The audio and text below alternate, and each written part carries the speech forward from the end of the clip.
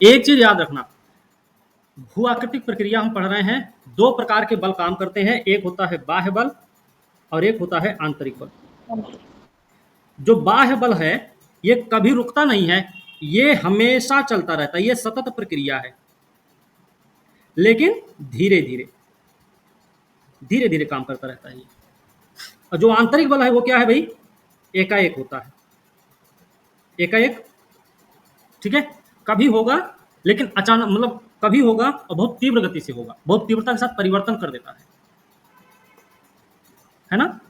तो ये बात हमें याद रखनी है। इन दोनों में ये है समानता, सॉरी, इन दोनों की अपनी अपनी ये विशेषता है कि बाह्य बल सतत प्रक्रिया है जो धीरे धीरे काम करता रहता है, कभी रुकने का नाम नहीं लेता। आंतरिक बल होता है वो कभी कभार आता है, लेकिन जब आता है तो वो हड़कंप मचा देता है। लेकिन जो बाह्य बल है ये पता तक नहीं चलेगा आपको, ये काम करता रहेगा।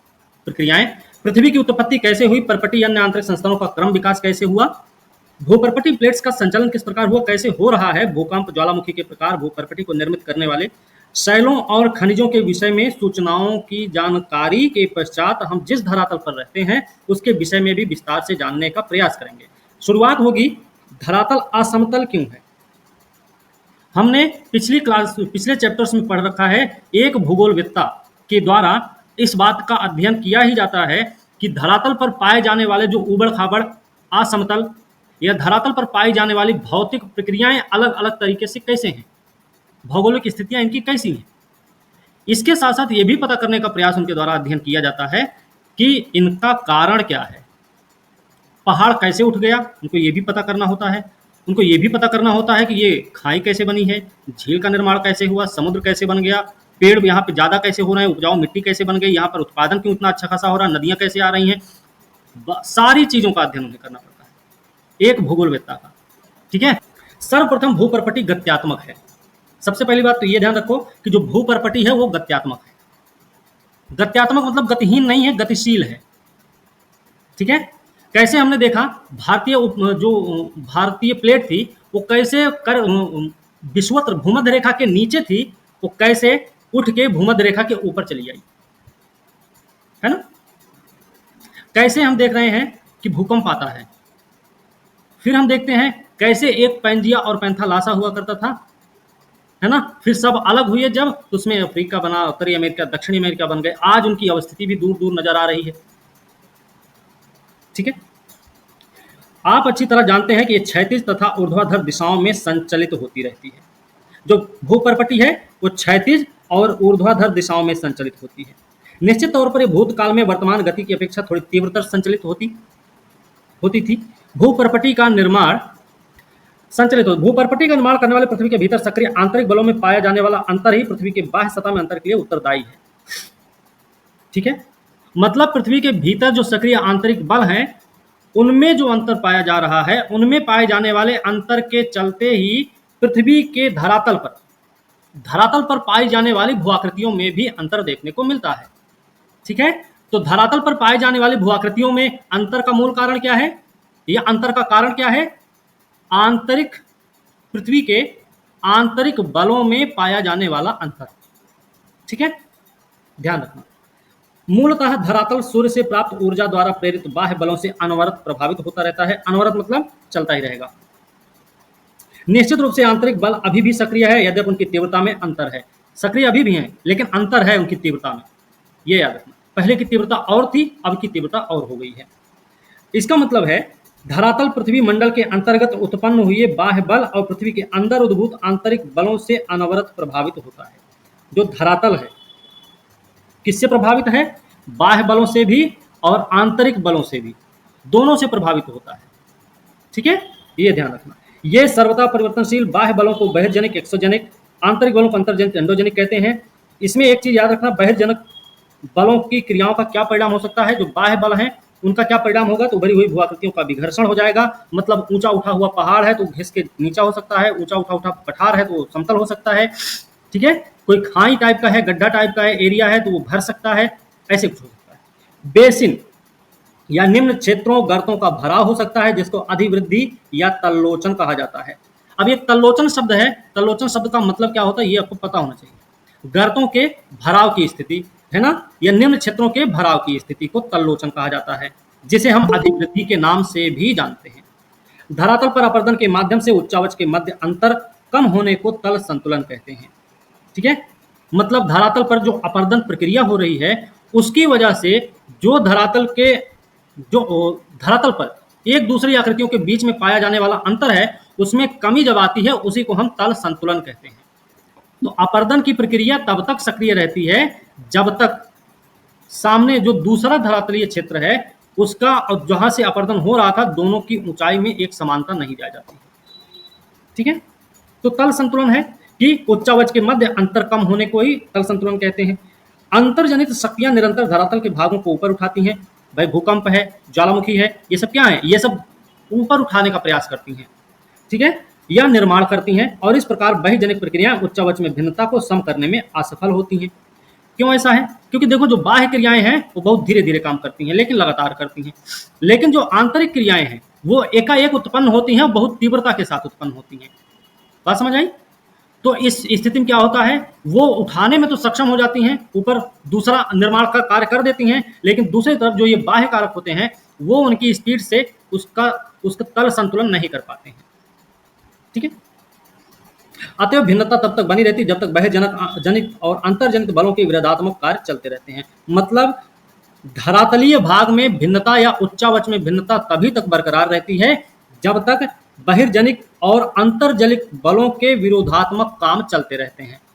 ठीक है, मतलब भिन्नता तभी तक। सामान्यतः अंतर्जनित बल मूल रूप से भू आकृति निर्माण करने वाले बल होते हैं। जो अंतर्जनित बल होते हैं भू आकृति निर्माण करने वाले बल होते हैं, और बहिर्जनित जो होते हैं वो भूमि विघर्षण बल होते हैं।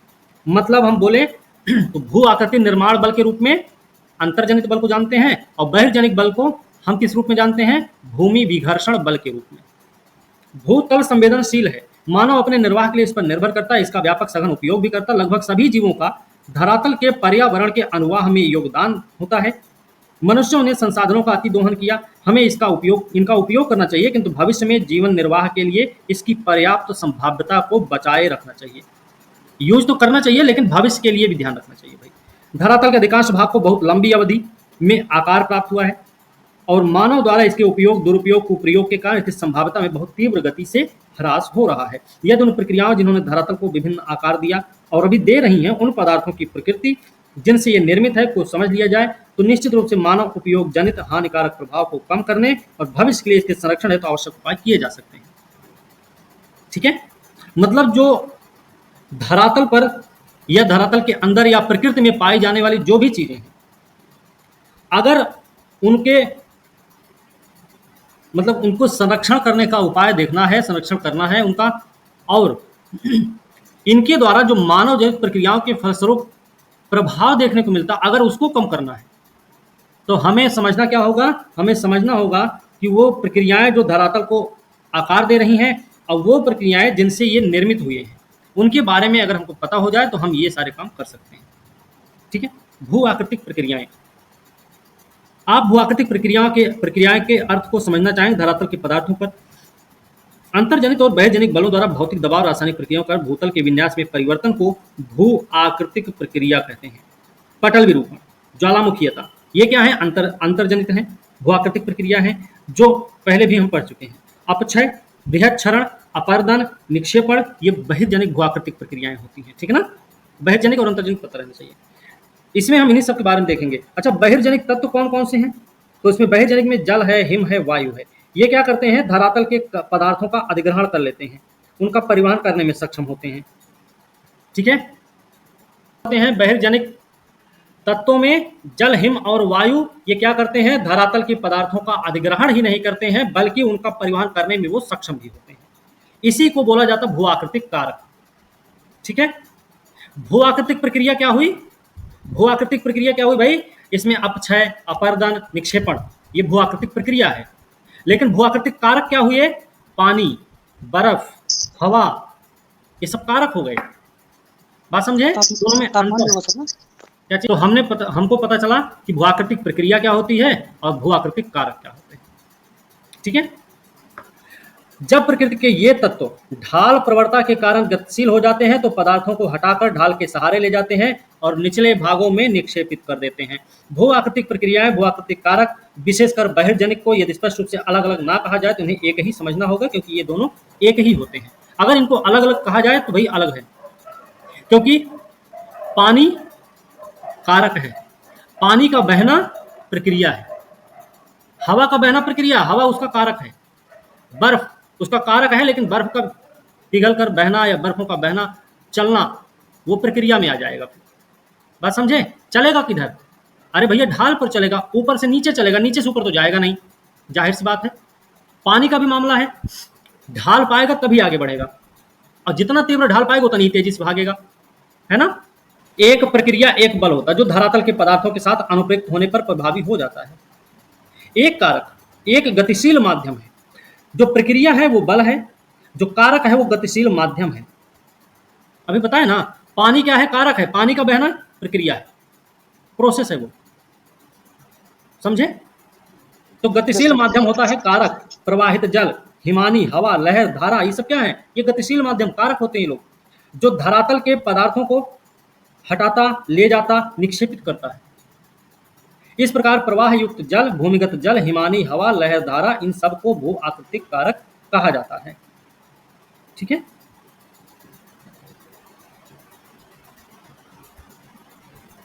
क्या आप समझते हैं भू आकृतिक कारकों और भू आकृतिक प्रक्रियाओं में अंतर करना जरूरी है? भू आकृतिक कारक, भू आकृतिक प्रक्रिया में अंतर। गुरुत्वाकर्षण ढाल के सहारे सभी गतिशील पदार्थों को सक्रिय बनाने वाली दिशात्मक बल होने के साथ साथ धरातल के पदार्थों पर दबाव डालता है। कौन दबाव डाल रहा भाई? गुरुत्वाकर्षण बल, ठीक है ना।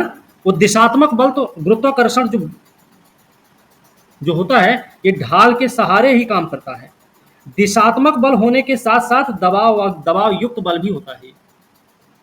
अप्रत्यक्ष गुरुत्वाकर्षण प्रतिबल लहरों, ज्वार भाटा जनित धाराओं को क्रियाशील बना देता है, ठीक है ना। अप्रत्यक्ष जो गुरुत्वाकर्षण प्रतिबल होता है वो लहर और ज्वार भाटा जनित धाराओं को क्या करता है? क्रियाशील बना देता है, गुरुत्वाकर्षण बल जो है। निस्संदेह गुरुत्वाकर्षण और ढाल प्रवणता के अभाव में गतिशीलता संभव नहीं है। तो इसमें से किसके बिना गतिशीलता संभव नहीं? एक तो भैया ढाल है, ढाल के बिना तो बिल्कुल नहीं हो सकता, और दूसरा क्या है? गुरुत्वाकर्षण। तो गुरुत्वाकर्षण और ढाल प्रवणता के अभाव में गतिशीलता संभव नहीं है। मतलब अपर्दन, परिवहन, निक्षेपण नहीं होगा। अपर्दन, परिवहन, निक्षेपण तब तक नहीं हो सकता है जब तक गुरुत्वाकर्षण और ढाल दोनों अनुपस्थित होंगे। गुरुत्वाकर्षण एक ऐसा बल जिसके माध्यम से हम धरातल से संपर्क में रहते हैं। ये वो बल है जो भूतल के सभी पदार्थों के संचलन को प्रारंभ करता है। सभी संचलन चाहे पृथ्वी के अंदर हो या सतह पर, मतलब पृथ्वी के बाहर हो, प्रवणता के कारण ही घटित होते हैं। जैसे ऊंचे स्तर से नीचे स्तर की ओर, उच्च वायुदाब क्षेत्र से निम्न वायुदाब की क्षेत्र की ओर, ठीक है ना। ये इसी तरीके से। अब बात करें एंडोजेनिक प्रोसेस, अंतर्जनित प्रक्रियाएं क्या होती हैं। पृथ्वी के अंदर से निकलने वाली ऊर्जा भू आकृतिक प्रक्रियाओं के लिए प्रमुख बल स्रोत होती है। पृथ्वी के अंदर से निकलने वाली जो ऊर्जा है वो भू आकृतिक प्रक्रियाओं के लिए प्रमुख बल स्रोत होती है। जो पृथ्वी के अंदर से निकलती है ऊर्जा वही भू आकृतिक प्रक्रियाओं के लिए प्रमुख बल स्रोत होती है। पृथ्वी के अंदर की ऊर्जा अधिकांशतः रेडियोधर्मी क्रिया, जो पृथ्वी के अंदर में ऊर्जा उत्पन्न होती है वो कैसे होती है? रेडियोधर्मी क्रियाओं के चलते, घूर्णन के चलते, ज्वारीय घर्षण के चलते और पृथ्वी के उत्पत्ति से संबंध जुड़ी ऊष्मा के द्वारा उत्पन्न होती है, ठीक है ना। पृथ्वी के अंदर जो ऊर्जा है वो कैसे उत्पन्न होती है? वो रेडियोधर्मी क्रिया से उत्पन्न होती है, घर्षण के द्वारा उत्पन्न होती है, ज्वारीय घर्षण, घूर्णन के द्वारा, और पृथ्वी की उत्पत्ति से जुड़ी ऊष्मा के द्वारा भी उत्पन्न होती है, ठीक है। तो याद रखना, भूतापीय प्रवणता अंदर से निकली ऊष्मा प्रवाह से प्राप्त ऊर्जा पटल विरूपण, ज्वालामुखीयता को प्रेरित करती है। तो आवाज नहीं जा। भूतापीय प्रवणता अंदर से निकले ऊष्मा प्रवाह से प्राप्त ऊर्जा जो होती है, भूतापीय प्रवणता और अंदर से निकली ऊष्मा प्रवाह से ही जो ऊर्जा मिलती है उसके मामले में उसी के द्वारा ही पटल विरूपण और ज्वालामुखीयता उत्पन्न होती है, ठीक है। भूतापीय प्रवणता अंदर के ऊष्मा प्रवाह, भूपर्पटी की मोटाई, दृढ़ता में अंतर के कारण अंतर्जलित बलों के काम समान नहीं होते हैं। आपको ये भी पता होना चाहिए कि अंतर्जनित बलों के काम समान क्यों नहीं होते हैं। इसलिए नहीं होते क्योंकि भूतापीय प्रवणता में अंतर देखने को मिलता है, अंदर के ऊष्मा प्रवाह में भी अंतर देखने को मिलता है, भूपर्पटी की मोटाई में भी अंतर देखने को मिलता है, उसकी दृढ़ता में भी अंतर देखने को मिलता है। इसी वजह से अंतर्जनित बलों के काम भी समान नहीं होते। अतः विवर्तनिक द्वारा नियंत्रित मूल भूपर्पटी की सतह असमतल होती है। ठीक है। पटल विरूपण, सभी क्रियाएं जो भूपर्पटी को संचलित, स्थापित, निर्मित करती पटल विरूपण के अंतर्गत आती हैं। मतलब पटल विरूपण क्या है, कोई एक ऐसा विशेष शब्द नहीं है जो आपने पहली बार सुना है। वही जो भूपर्पटी को संचलित करती हैं, जो उसे उठाती हैं, जो उसे निर्मित करती हैं, वही होता है पटल विरूपण। ठीक है। इसमें क्या क्या आता है? तीक्ष्ण वलयन के माध्यम से पर्वत निर्माण, भूपर्पटी की लंबी संकीर्ण पट्टियों को प्रभावित करने वाली पर्वतनी प्रक्रियाएं, एक तो। दूसरा है धरातल के बड़े भाग के उत्थापन या विकृति में संलग्न महाद्वीप रचना संबंधी प्रक्रिया। तीसरा है अपेक्षाकृत छोटे स्थानीय संचलन के कारण उत्पन्न भूकंप। पर्पटी, चौथा है पर्पटी प्लेट के क्षैतिज संचलन करने में प्लेट विवर्तनिक की भूमिका। ठीक है। तो पटल विरूपण में ये 4 चीजें शामिल होती हैं, याद रखना है। प्लेट विवर्तन की या पर्वतनी की प्रक्रिया, चलिए, प्लेट विवर्तनिक या पर्वतनी की प्रक्रिया में भूपर्पटी वलयन के रूप में तीक्ष्णता से विकृत हो जाती है। महाद्वीप रचना के कारण साधारण विकृति हो सकती है। महाद्वीप रचना के कारण साधारण विकृति हो सकती है। पर्वतनी पर्वत निर्माण प्रक्रिया है। पर्वतनी क्या है? पर्वत निर्माण प्रक्रिया। कोई नया शब्द नहीं है, याद रखना। पर्वतनी का संबंध किससे है? तो एक पर्वत निर्माण प्रक्रिया से संबंधित है पर्वतनी शब्द, जबकि महाद्वीप रचना महाद्वीप निर्माण प्रक्रिया से संबंधित है। पर्वतनी महाद्वीप रचना भूकंप प्लेट विवर्तनिक की प्रक्रियाओं से भूपर्पटी में भ्रंश और विभंग हो सकता है। पर्वतनी हो, चाहे महाद्वीप रचना मतलब निर्माण प्रक्रिया हो, चाहे भूकंप हो, चाहे प्लेट विवर्तनिकी हो, इन सब की वजह से भूपर्पटी में भ्रंश भी उत्पन्न हो सकता है और विभंग भी उत्पन्न हो सकता है। ठीक है। इन सभी प्रक्रियाओं के कारण दबाव, आयतन, तापक्रम में परिवर्तन होता है। इन्हीं चारों पर्वतनी, महाद्वीप रचना, भूकंप, प्लेट विवर्तनिक की प्रक्रियाओं के चलते ही दबाव, आयतन, तापक्रम में परिवर्तन होता है, जिसके फलस्वरूप क्या होता है? शैलों का कायांतरण प्रेरित होता है। ठीक है। सर विभंग का मतलब? 2 प्रकार की गति है ना। एक गति है कि जिसमें प्लेटें टूटकर एक दूसरे से दूर जाने लगती हैं, तो भ्रंश का निर्माण होता है। एक वो गति है जिसमें चट्टानें, जो प्लेटें होती है, एक दूसरे में समाहित होने लगती हैं, एक दूसरे से जुड़ती भी हैं, तो विभंग की स्थिति हो जाएगी। ठीक है। ज्वालामुखीयता, इसके अंतर्गत पिघली हुई शैलों या लावा का भूतल की ओर संचलन और अनेक आंतरिक तथा बाह्य ज्वालामुखी स्वरूपों का निर्माण सम्मिलित होता है। ज्वालामुखीयता में क्या क्या चीजें आती हैं? पिघली हुई शैल, लावा का भूतल की ओर संचलन होता है, ये ज्वालामुखीयता में शामिल है। अनेक आंतरिक बाह्य ज्वालामुखी स्वरूपों का निर्माण भी इसमें शामिल होता है। ठीक है। इस पुस्तक की द्वितीय इकाई के ज्वालामुखी शीर्षक एवं पिछले अध्याय के अनेक शैलें शीर्षक के अंतर्गत ज्वालामुखी, आग्नेय शैलें शीर्षक के अंतर्गत ज्वालामुखीयता के बहुत से पक्षों का विस्तृत विवरण दिया जा चुका है ना। हमने पहले भी पिछले वाले चैप्टर में, मेरे ख्याल से आग्नेय और शैलें वाले चैप्टर में ये पढ़ा था कि कैसे आग्नेय शैलें बनती हैं। एक आंतरिक आग्नेय शैल, एक बाह्य आग्नेय शैल होती है, या एक पाताली आग्नेय शैल होती है ना। ये हमने पिछले में ही पढ़ रखा है। बहिर्जनित प्रक्रियाएं। बहिर्जनित क्या? अपनी ऊर्जा सूर्य द्वारा निर्धारित वायुमंडलीय ऊर्जा और अंतर्जनित शक्तियों से नियंत्रित विवर्तनिक कारकों से उत्पन्न प्रवणता से प्राप्त करती हैं। मतलब जो बहिर्जनित प्रक्रियाएं हैं, उनको शक्ति कहाँ से मिलती है?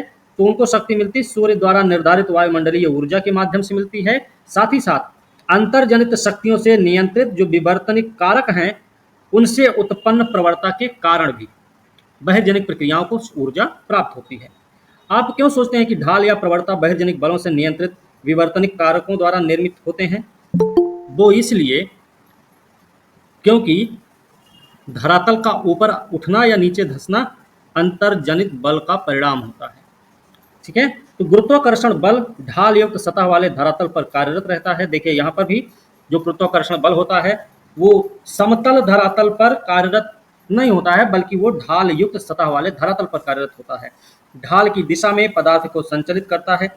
प्रति इकाई क्षेत्र पर अनुप्रयुक्त बल को प्रतिबल, प्रति इकाई क्षेत्र पर अनुप्रयुक्त बल को ही प्रतिबल कहा जाता है। प्रतिबल आपको पता रहना चाहिए। ठोस पदार्थ में प्रतिबल जो होता है वो धक्का तथा खिंचाव से उत्पन्न होता है।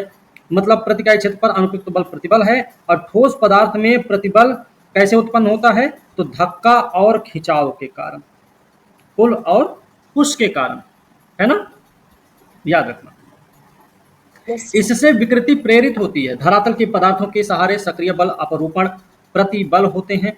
अपरूपण प्रतिबल मतलब विलगकारी बल जिसको हम बोलते हैं। तो धरातल के पदार्थों के सहारे जो सक्रिय बल होते हैं वो अपरूपण प्रतिबल कहलाते हैं। किसके सहारे होते हैं, धरातल के पदार्थों के सहारे जो सक्रिय बल होते हैं वही होते हैं अपरूपण प्रतिबल। यही प्रतिबल शैलों और धरातल के पदार्थों को तोड़ता है। अपरूपण प्रतिबल का परिणाम कोणीय विस्थापन या विसर्पण फिसलन होता है। ठीक है, तो ये भी हमें याद हो गया कि अपरूपण प्रतिबल का जो परिणाम होता है, मतलब कोणीय विस्थापन या विसर्पण फिसलन जो होता है वो किसका परिणाम होता है, अपरूपण प्रतिबल का होता है। ठीक है ना, अपरूपण प्रतिबल का परिणाम क्या होता है, कोणीय विस्थापन, विसर्पण या फिसलन होता है। ठीक है, धरातल के पदार्थ गुरुत्वाकर्षण प्रतिबल के अतिरिक्त आणविक प्रतिबलों से भी प्रभावित होते हैं। जो कई कारक जैसे तापमान में परिवर्तन, क्रिस्टलन, पिघलन द्वारा उत्पन्न होते हैं। ठीक है, रासायनिक प्रक्रियाएं सामान्यतः कणों के बीच के बंधन को ढीला करती हैं। जो रासायनिक प्रक्रियाएं वो क्या करती हैं, कणों के बीच के बंधन को ढीला करती, विलीय पदार्थों को घुला देते हैं। कौन, ये रासायनिक प्रक्रियाएं। इस प्रकार धरातल के पदार्थों के पिंड में प्रतिबल का विकास अपक्षय, बृहद क्षरण, संचलन, अपरदन, निक्षेपण का मूल कारण है। ठीक है, तो मतलब जो पदार्थों के पिंड में प्रतिबल का विकास होता है वो कैसे होता है भाई, अपक्षय के कारण होता है, बृहद क्षरण के कारण होता है, संचलन के कारण, अपरदन के कारण और निक्षेपण के कारण होता है। ठीक है, चूंकि धरातल पर विभिन्न प्रकार के जलवायु प्रदेश मिलते हैं इसलिए बहिर्जनिक भूआकृतिक प्रक्रियाएं भी एक प्रदेश से दूसरे प्रदेश में अलग अलग होती हैं।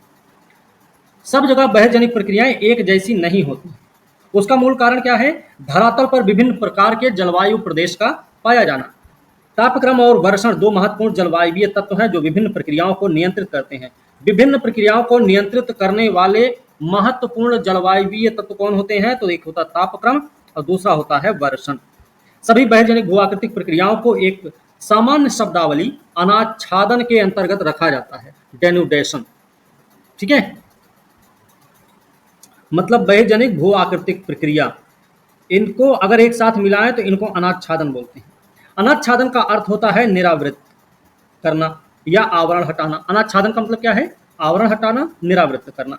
अपक्षय, बृहद क्षरण, संचलन, अपरदन, परिवहन आदि सभी इसमें सम्मिलित किए जाते हैं। तो अनाच्छादन में किन किन चीजों को शामिल किया जाता है, तो उसमें भैया आप अपक्षय को शामिल करते हैं, बृहद क्षरण को शामिल करते हैं, संचलन, अपरदन और परिवहन ये सब शामिल होते हैं।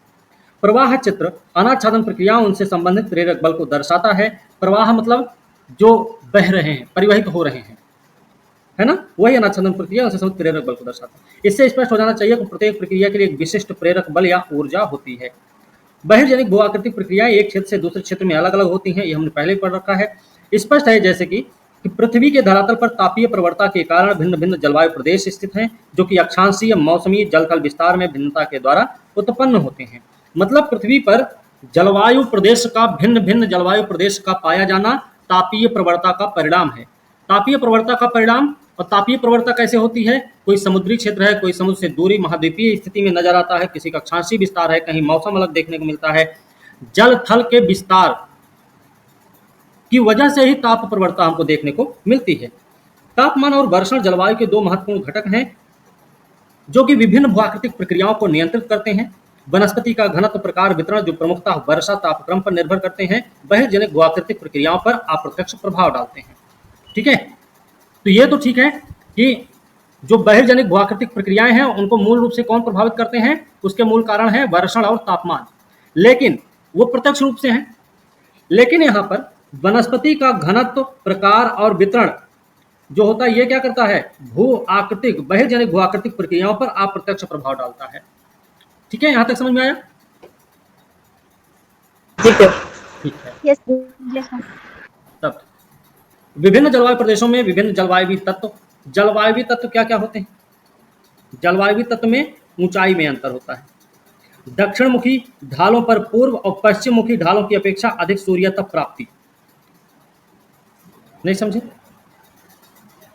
सूर्य पूर्व की ओर से निकलता है ना? Yes sir. Yes sir. अगर हम इसे पूर्व माने और इसे पश्चिम माने तो सूर्य इधर से निकलेगा, जी सर। इधर से ही निकलेगा, ठीक है। तो ये पहाड़ी है, ये पहाड़ी है, पश्चिमी ढाल इसका इधर है, पूर्वी ढाल इधर है, तो सबसे ज्यादा सूर्य तब कहाँ मिलेगा? पूर्वी ढाल में। पूर्वी ढाल में मिलेगा, ठीक है ना। तो यहाँ पे ये चीज है, ऊंचाई में भी अंतर है। दक्षिण मुखी ढाल पर पूर्व पश्चिम ढालों की अपेक्षा अधिक सूर्य तप की प्राप्ति। अब दक्षिण मुखी ढाल का मतलब क्या है? अब जैसे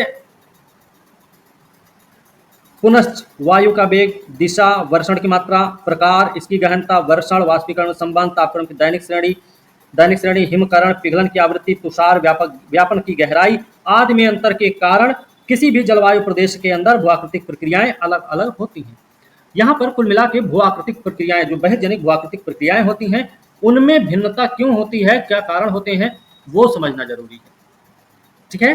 तो वर्षण भी है, तापमान भी है ना, तापमान भी है, वर्षण भी है, वहां पर पाई जाने वाली वनस्पति, उसके घनत्व, प्रकार, उसका वितरण भी है। इसके अलावा अगर देखें तो ऊंचाई में अंतर मतलब अब कम ऊंचाई का होगा, मंद ढाल होगा तो वो ज्यादा प्रभावी नहीं होगा, लेकिन ज्यादा ऊंचाई तीव्र ढाल होगा तो ज्यादा तेज प्रभावित होगा वो। साथ ही सूर्य तप की मात्रा का प्राप्त होना भी, वर्षण की मात्रा, प्रकार, गहनता, वर्षण, वाष्पीकरण में संबंध क्या है वो, फिर तापक्रम की दैनिक श्रेणी, मतलब ये सारी चीजें हैं जो बहिर्जनिक भूआकृतिक प्रक्रियाओं को क्या करती हैं, भूआकृतिक प्रक्रियाएं अलग अलग क्षेत्रों में भिन्न भिन्न होती हैं, ठीक है। तो सभी बहिर्जनिक प्रक्रियाओं के पीछे एकमात्र प्रेरक बल क्या होता है? मेन तो वही है, यदि जलवायु कारक समान हो तो बहिर्जनिक भूआकृतिक प्रक्रियाओं के कार्यों की गहनता शैलों के प्रकार और संरचना पर निर्भर करती है। तो यहाँ पर यह भी याद रखना होगा, जो जलवायु कारक होते हैं वो तो अलग अलग होते हैं, इस वजह से बहिर्जनिक भूआकृतिक प्रक्रियाएं अलग अलग होती हैं। अगर मान लीजिए जलवायु कारक एक समान है, अगर जलवायु कारक एक समान है तो वहां पर भू आकृतिक प्रक्रियाएं जो है ना, वो उनके कार्यों की गहनता शैलों के प्रकार और उनकी संरचना पर निर्भर करेगी। वैसे जलवायु भिन्नता ही निर्धारित करती है, लेकिन जहां पर जलवायु समानता नजर आएगी वहां पर शैलों के प्रकार और उनकी संरचना भू आकृतिक प्रक्रियाओं के कार्यों की गहनता को प्रभावित करती है या निर्धारित करती है, ठीक है। संरचना में वलन, भ्रंश, संस्तर का पूर्वाभिमुखीकरण, झुकाव, जोड़ों की उपस्थिति, अनुपस्थिति, संस्तरण तल, घटक खनिजों की कठोरता, कोमलता, उनकी रासायनिक संवेदनशीलता, पारगम्यता या अपारगम्यता इत्यादि सम्मिलित माने गए हैं, ठीक है। संरचना में ये सारी चीजें शामिल हैं, वलन, भ्रंश, संस्तर, मतलब ये सारी चीजें, पूर्वाभिमुखीकरण, झुकाव, जोड़ों की उपस्थिति, अनुपस्थिति, संस्तरण तल, घटक खनिजों की कठोरता, कोमलता, उनकी रासायनिक संवेदनशीलता, पारगम्यता, अपारगम्यता भी, ठीक है। विभिन्न प्रकार की शैलें अपनी संरचना में भिन्नता के कारण भूआकृतिक प्रक्रियाओं के प्रति विभिन्न प्रतिरोध क्षमता प्रस्तुत करती हैं। एक विशेष शैल एक प्रक्रिया के प्रति प्रतिरोधपूर्ण और वही दूसरी प्रक्रिया के प्रति प्रतिरोध रहित हो सकती है। मतलब एक शैल है, किसी के प्रति प्रतिरोधपूर्ण हो सकती है और किसी के लिए वो प्रतिरोध रहित भी हो सकती है। विभिन्न जलवायु दशाओं में एक विशेष प्रकार की शैलें भूआकृतिक प्रक्रियाओं के प्रति भिन्न भिन्न अंशों का प्रतिरोध प्रस्तुत कर सकती हैं, अतः वे भिन्न दरों पर कार्यरत रहती हैं तथा स्थलाकृति में भिन्नता का कारण भी बन जाती हैं। अधिकांश बहिर्जनिक भूआकृतिक प्रतिक्रियाओं का प्रभाव थोड़ा और मंद होता है, अल्पावधि में अनवगम्य हो सकता है, ठीक है। मतलब यहाँ पे अधिकांश बहिर्जनिक, ठीक है, तो अधिकांश बहिर्जनिक भूआकृतिक प्रतिक्रियाओं का जो प्रभाव होता है वो थोड़ा भी हो सकता है, मंद भी होता है। अल्पावधि में देखा जाए तो जो अनवगम्य भी हो सकता है। ये दीर्घावधि में ये सतत शांति के कारण शैलों को तीव्र रूप से प्रभावित करता है।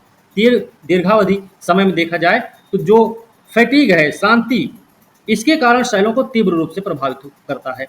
अंततः ये तथ्य स्पष्ट हो जाता है कि धरातल पर विभिन्नता यदि मूल रूप से भूपर्पटी के उद्भव से संबंधित है, तथापि धरातल के पदार्थों के प्रकार और संरचना में अंतर, भूआकृतिक प्रक्रियाओं तथा उनके सक्रियता दर में अंतर आदि के कारण एक न एक रूप में विद्यमान होती है। सर। चलो, कुछ बहिर्जनिक भूआकृतिक प्रक्रियाओं का यहाँ विस्तृत विवरण दिया गया। जैसे अपक्षय की बात करेंगे। अपक्षय को हम पहले भी पढ़ चुके हैं। 3 शब्दों के बारे में हम पहले पढ़े, अपक्षय, अपारदन, निक्षेपण, है ना। चट्टानों का चूर्ण के रूप में टूटकर अपनी जगह पर गिरना क्या कहलाएगा? अपक्षय। अपक्षय। टूटे हुए चूर्ण का कारकों अपने मतलब जो परिवहित कारक होते हैं, परिवहन के कारक क्या हैं? जल, वायु, ढाल, जल और वायु। ढाल के सहारे इनके माध्यम से बहने जब लगते हैं तो उनको अपर्दन कहा जाता है। और निक्षेपण क्या है? एक ऐसा स्थिर बिंदु जहां पर परिवहित कण जाकर इकट्ठा होने लगते हैं, वो होता है निक्षेपण, है ना? वहां वो उसको निक्षेपण कहा जाता है। अपक्षय, अपक्षय के अंतर्गत वायुमंडलीय तत्वों की धरातल के पदार्थों पर की गई क्रिया सम्मिलित होती है। अपक्षय के अंदर ही अनेक प्रक्रियाएं हैं जो पृथक या सामूहिक रूप से धरातल के पदार्थों को प्रभावित करती हैं। अपक्षय को हम मौसम और जलवायु के कार्यों के माध्यम से शैलों के यांत्रिक विखंडन और रासायनिक वियोजन अपघटन के रूप में परिभाषित करते हैं। अपक्षय को मौसम और जलवायु के कार्यों के माध्यम से कैसे परिभाषित करते हैं? तो शैलों के यांत्रिक विखंडन के रूप में परिभाषित करते हैं उसको, रासायनिक वियोजन के रूप में परिभाषित करते हैं, या रासायनिक अपघटन के रूप में परिभाषित करते हैं। किसके आधार पे, किसके माध्यम से? मौसम और जलवायु के माध्यम से। ठीक है। चूंकि अपक्षय में पदार्थों का बहुत थोड़ा अथवा नगण्य संचलन होता है, अपक्षय में पदार्थों का बहुत थोड़ा अथवा नगण्य संचलन होता है, यह एक स्वस्थाने या तदस्थन प्रक्रिया होती है। तो अपक्षय क्या है? स्वस्थाने प्रक्रिया होती है, तदस्थन प्रक्रिया होती है। ठीक है, याद रखना। इसमें पदार्थ का बहुत थोड़ा सा या फिर नगण्य संचलन होता है। क्या अपक्षय के कारण कभी कभी होने वाली यह धीमी गति परिवहन का पर्याय है? यदि नहीं तो क्यों? अपक्षय प्रक्रियाएं जटिल भौमिकी, जलवायवीय, स्थलाकृतिक, वनस्पतिक कारकों द्वारा प्रानुकूलित होती है। जो अपक्षय प्रक्रिया होती है किसके द्वारा कंडीशनड है, किसके द्वारा प्रानुकूलित होती है? तो जटिल भौमिकी के कारण, जलवायवीय के कारण, स्थलाकृतिक और वानस्पतिक कारकों के द्वारा। इन सब में जलवायु का विशेष महत्व है। न केवल अपक्षय प्रक्रियाएं बल्कि अपक्षय मेंटल की गहराई भी एक जलवायु से दूसरे जलवायु में अलग होती है। मतलब एक जलवायु क्षेत्र से दूसरे जलवायु में अगर आप जाते हैं तो वहां पर आपको अपक्षय की प्रक्रिया के साथ साथ अपक्षय मेंटल की गहराई में भी अंतर देखने को मिलता है। ठीक है, याद रखना। अपक्षय क्रियाओं के 3 रूप हैं। 3 प्रमुख प्रकार कौन से? एक तो है रासायनिक, एक है भौतिक या फिर यांत्रिक, और एक है जैविक। जैविक में चींटा को भी कभी बिल खोदते हुए देखा होगा आपने, है ना? चींटे को, जैविक प्रक्रिया। केचुआ को देखा होगा? Yes sir. केचुआ को देखा होगा मिट्टी खोदते हुए, ऐसा, है ना? इनमें से कोई एक प्रक्रिया कतिपय ही अकेले काम करती है, परंतु प्रायः किसी एक प्रक्रिया का अधिक महत्वपूर्ण योगदान देखा जा सकता है। ठीक है, रासायनिक अपक्षय प्रक्रिया देखें। अपक्षय प्रक्रियाओं का एक समूह जैसे कि विलयन, कार्बोनेटीकरण, जलयोजन, ऑक्सीकरण, न्यूनीकरण, शैलों का अपघटन, विलयन, न्यूनीकरण का काम करते हैं, जो कि रासायनिक क्रिया द्वारा सूक्ष्म अवस्था में परिवर्तित हो जाती है। ठीक है, तो अपक्षय प्रक्रियाओं का एक समूह, इसमें रासायनिक अपक्षय प्रक्रिया में विलयन, कार्बोनेटीकरण, जलयोजन, ऑक्सीकरण, न्यूनीकरण, शैलों का अपघटन, विलयन और न्यूनीकरण का काम करते हैं। ये जो विलयन, कार्बोनेटीकरण, जलयोजन, ऑक्सीकरण, न्यूनीकरण है, ये क्या करते हैं? शैलों के अपघटन का काम करते हैं, विलयन का काम करते हैं, न्यूनीकरण का काम करते हैं। ठीक है, जो कि रासायनिक क्रिया द्वारा सूक्ष्म अवस्था में परिवर्तित हो जाती है। ऑक्सीजन, धरातलीय जल, मृदा जल, अन्य अम्लों की प्रक्रिया द्वारा चट्टानों का न्यूनीकरण होता है। चट्टानों का न्यूनीकरण किसके कारण होता है, किसके द्वारा होता है? तो वो ऑक्सीजन के द्वारा होता है भाई, धरातलीय जल के द्वारा, मृदा जल के द्वारा, और जो अन्य अम्ल की प्रक्रिया होती है उनके द्वारा। इसमें ऊष्मा के साथ जल और वायु मतलब ऑक्सीजन और कार्बन डाइऑक्साइड की विद्यमानता सभी रासायनिक प्रक्रियाओं को तीव्र गति देने के लिए जरूरी होती है। ठीक है, तो मतलब ऊष्मा ही काफी नहीं है, ऊष्मा के साथ साथ जल और वायु, या फिर कहें तो ऑक्सीजन और कार्बन डाइऑक्साइड की विद्यमानता ही क्या करती है? सभी प्रतिक्रियाओं, सभी रासायनिक प्रतिक्रियाओं को तीव्र गति देने के लिए जरूरी है। वायु में विद्यमान कार्बन डाइऑक्साइड के अलावा पौधों, पशुओं का अपघटन भूमिगत कार्बन डाइऑक्साइड की मात्रा, है ना, को बढ़ा देता है। विभिन्न खनिजों पर रासायनिक प्रतिक्रियाएं किसी अनुसंधानशाला में प्रतिक्रियाओं के समान ही होती है। ठीक है, ये तो हो गई रासायनिक। भौतिक अपक्षय क्या है? अपक्षय क्या होता है? ये अनुप्रयुक्त बलों पर निर्भर करती हैं। ये अनुप्रयुक्त बल कौन से होते हैं? अनुप्रयुक्त बल देखेंगे, गुरुत्वाकर्षण बल। गुरुत्वाकर्षण बल मतलब अत्यधिक ऊपर भार दबाव, अपरूपण प्रतिबल, तापक्रम में परिवर्तन, क्रिस्टल रवों में वृद्धि, पशुओं के क्रियाकलापों के कारण उत्पन्न विस्तारण बल, शुष्कन आर्द्रन चक्रों से नियंत्रित जल का दबाव। ठीक है, तो ये चीजें, इनमें से कई बल धरातल विभिन्न धरातल पदार्थों के अंदर अनुप्रयुक्त होते, जिसका परिणाम शैलों का विभंग होता। भौतिक अपक्षय प्रक्रियाओं में अधिकांश तापीय विस्तारण दबाव के निर्मुक्त होने के कारण, जो भौतिक अपक्षय प्रक्रिया होती है उसमें तापीय विस्तारण और दबाव के निर्मुक्त होने के कारण होता है। जैसे अभी थोड़ी देर पहले हमने बताया था कि दिन में गर्मी, रात में ठंडी। इसकी वजह से क्या होता है, एक बार चट्टानों के मतलब उसके कणों में फैलाव होगा, फिर एक बार उसके कणों का में संकुचन होगा। फैलाव और संकुचन के क्रमिक प्रभाव के चलते ही कण जो होते हैं वो धीरे धीरे चूर्ण के रूप में टूटने लगते हैं। बात समझे? अब ये भी कई तरीके का है। इसी में एक होता अपसल्कन। ये प्रक्रियाएं लघु और मंद होती, परंतु कई बार संकुचन और विस्तारण के कारण शैलों के सतत शांति फैटिग के फलस्वरूप ये शैलों को बड़ी हानि पहुंचा सकती हैं। ठीक है, होते तो बहुत सिंपल हैं, थोड़ा बहुत होता है, लेकिन कभी कभार ऐसा होता है कि इनका जो परिणाम होता है वो बड़ा हानिकर हो जाता है। ठीक है ना, ये हमें याद रखनी थी। ये प्रक्रिया लघु मंद हो सकती है, लेकिन कई बार इस संकुचन और विस्तारण के चलते शैलों के सतत क्रांति के फलस्वरूप शैलों को बड़ी हानि पहुंचा सकती है। जैविक कार्य अपक्षय की बात। जैविक अपक्षय जीवों की वृद्धि या संचलन से उत्पन्न अपक्षय वातावरण भौतिक परिवर्तन से खनिजों के स्थानांतरण की दिशा में एक योगदान है। केंचुआ, दीमक, चूहा, कृंतक, कृंतक मतलब जो काटने वाले होते, नहीं, कृंतक मतलब क्या होता है, चूहा ही होगा। जैसे जीवों द्वारा बिल खोदने, बिल्कुल, तो बिल खोदने या बेजिंग के द्वारा नई सतहों का निर्माण होता है, जिससे रासायनिक प्रक्रिया के लिए अनावृत सतह में नमी और हवा के वेधन में सहायता मिलती है। ये मानव भी वनस्पतियों को अस्त व्यस्त कर, खेत जोतकर, मिट्टी में कृषि करके, धरातलीय पदार्थों में वायु जल खनिजों के मिश्रण तथा उनमें नए संपर्क स्थापित करने में सहायक होता है।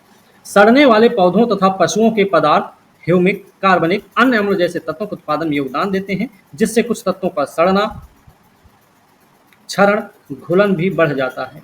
किससे? कार्बनिक, ह्यूमिक मामले में पौधों की जड़ें धरातल के पदार्थों पर जबरदस्त दबाव डालती हैं। पौधों की जो जड़ें होती हैं धरातल पदार्थ पर जबरदस्त दबाव डालती हैं, उन्हें यांत्रिक ढंग से तोड़कर अलग अलग कर देती हैं।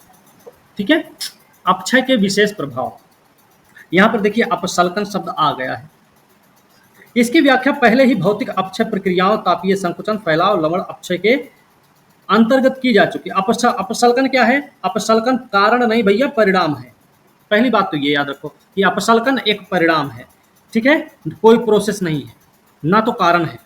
शैल या आधार शैल के ऊपर से मोटे तौर पर घुमावदार चादर के रूप में पत्रकन या उत्खंडित होता है, जिसके परिणाम स्वरूप चिकनी गोल सतह का निर्माण होता है। ठीक है, गोल सतह प्राप्त होती है। अपसल्कन आभारितकरण और तापक्रम परिवर्तन द्वारा प्रेरित फैलाव संकुचन के कारण भी होता है। जो अपसल्कन है ना, वो अनलोडिंग तथा तापक्रम परिवर्तन के द्वारा जो फैलाव और संकुचन होता है, उसकी वजह से भी अपसल्कन होता है। अब इसका क्या मतलब है? वही टेम्परेचर अधिक, टेम्परेचर कम, कभी उस मतलब दिन में बहुत गर्मी है तो रात में बहुत ठंडी मिल जाए, उसमें भी फैलाव और संकुचन होता रहता है, उसकी वजह से भी ऐसे होता है। ठीक है, अपसल्कित गुंबद और टार्स, ठीक है, अपसल्कित गुंबद और टार्स क्रमशः आभारितकरण और तापीय संकुचन से उत्पन्न होते हैं। जो अपसल्कित गुंबद होते हैं और टार्स होते हैं, ये आभारितकरण से अपसल्कित गुंबद का निर्माण और तापीय संकुचन से क्या होता है? टार्स का निर्माण होता है। अपक्षय का महत्व क्या है? अपक्षय प्रक्रियाएं शैलों को छोटे छोटे टुकड़ों में तोड़ने तथा न केवल आवरण प्रस्तर मृदा निर्माण के लिए मार्ग प्रशस्त करते हैं, बल्कि अपर्दन और बृहद संचलन के लिए भी उत्तरदायी होते हैं। अपक्षय जो प्रक्रिया होती है ना, वो मिट्टी के निर्माण में सहायक होती ही होती है, साथ ही साथ अपर्दन और बृहद संचलन को भी मतलब बढ़ावा देती है ना। जैव मात्रा, जैव विविधता प्रमुखता वनों वनस्पति की देन है। वन अपक्षयी प्रवार वेदरिंग मेंटल की गहराई पर निर्भर करता है। मतलब जो आपके जैव मात्रा, जैव विविधता प्रमुख वनों की देन होती है, तथा वन अपक्षयी प्रवार, जो वन अपक्षयी प्रवार की गहराई पर निर्भर करता है। यदि शैलों का अपक्षय ना हो तो अपर्दन का कोई महत्व नहीं होता है। ठीक है। पहला तो ये मृदा निर्माण में सहायक होता है। दूसरा ये आवरण प्रस्तर में भी सहायक होता है। आवरण प्रस्तर मृदा निर्माण तो करता ही है, ये महत्व है। इसके साथ साथ अपर्दन और बृहत संचलन के लिए भी उत्तरदायी होता है। साथ ही देखा जाए तो अपर्दन के कारण क्या होता है, सॉरी, अपक्षय के कारण ही अपर्दन होता है। मतलब इसका मतलब है अपक्षय बृहत क्षरण अपर्दन उच्चावच के लघुकरण में सहायक होता है। उच्चावच के लघुकरण का मतलब क्या होता है भाई, बहुत ऊंचाई है तो उसको कम करने में भी मदद करता है ये अपक्षय प्रक्रिया। स्थलाकृतियां अपर्दन का परिणाम है। उच्चावच के लघुकरण में सहायक होता है अपक्षय। स्थलाकृतियां जो बनती हैं वो अपर्दन का निर्माण है। शैलों का अपक्षय निक्षेपण राष्ट्रीय अर्थव्यवस्था के लिए अति महत्वपूर्ण होता है। और क्यों महत्वपूर्ण होता है, क्योंकि इससे हमको मूल्यवान खनिज प्राप्त होते हैं।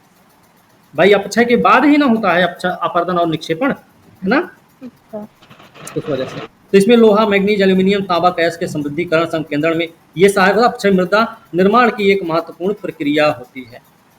जब शैलों का अपक्षय होता है तो कुछ पदार्थ भूमिगत जल द्वारा रासायनिक और भौतिक निक्षालन के माध्यम से स्थानांतरित हो जाते हैं तथा शेष बहुमूल्य पदार्थों का संकेंद्रण हो जाता है। इस प्रकार के अपक्षय के लिए अपक्षय के हुए बिना बहुमूल्य पदार्थों का संकेंद्रण अपर्याप्त होगा। और मतलब यहाँ पे बताया गया है शैलों के अपक्षय से क्या क्या हो रहा है। तो शैलों के अपक्षय जब होते हैं तो उसमें क्या होता है, कुछ पदार्थ भूमिगत जल के द्वारा रासायनिक भौतिक निक्षालन के माध्यम से एक दूसरी जगह पर जाकर टिक जाते हैं, स्थानांतरित हो जाते हैं। बाकी जो है बहुमूल्य पदार्थों का संकेंद्रण के रूप में हो जाता है। अब इस मतलब अपक्षय के हुए बिना बहुमूल्य पदार्थों का संकेंद्रण अपर्याप्त है। आर्थिक दृष्टि से उनका दोहन, प्रक्रमण और शोधन के लिए व्यवहार्य नहीं होगा। इसी को समृद्धिकरण कहा जाता है। ठीक है, तो एक शब्द है समृद्धिकरण। तो समृद्धिकरण जो है ना वो किसका परिणाम है, अपक्षय का परिणाम होता है ना, अपक्षय का परिणाम होता है। ठीक है, याद रखना। इसके अंतर्गत वे सभी संचलन आते हैं जिनमें शैलों का बृहत मलबा गुरुत्वाकर्षण के सीधे प्रभाव के कारण ढाल के अनुरूप स्थानांतरित होते हैं। वो सारी चीजें इसमें शामिल होती हैं, सभी प्रकार के संचलन इसमें शामिल होते हैं जिसमें शैलों का बृहत मलबा मतलब शैलों का ढेर, ठीक है, गुरुत्वाकर्षण के प्रत्यक्ष प्रभाव के चलते, ठीक है, गुरुत्वाकर्षण के प्रत्यक्ष प्रभाव के चलते क्या होता है, ढाल के अनुरूप मतलब जिधर ढाल होता है उसी तरफ स्थानांतरित हो जाता है।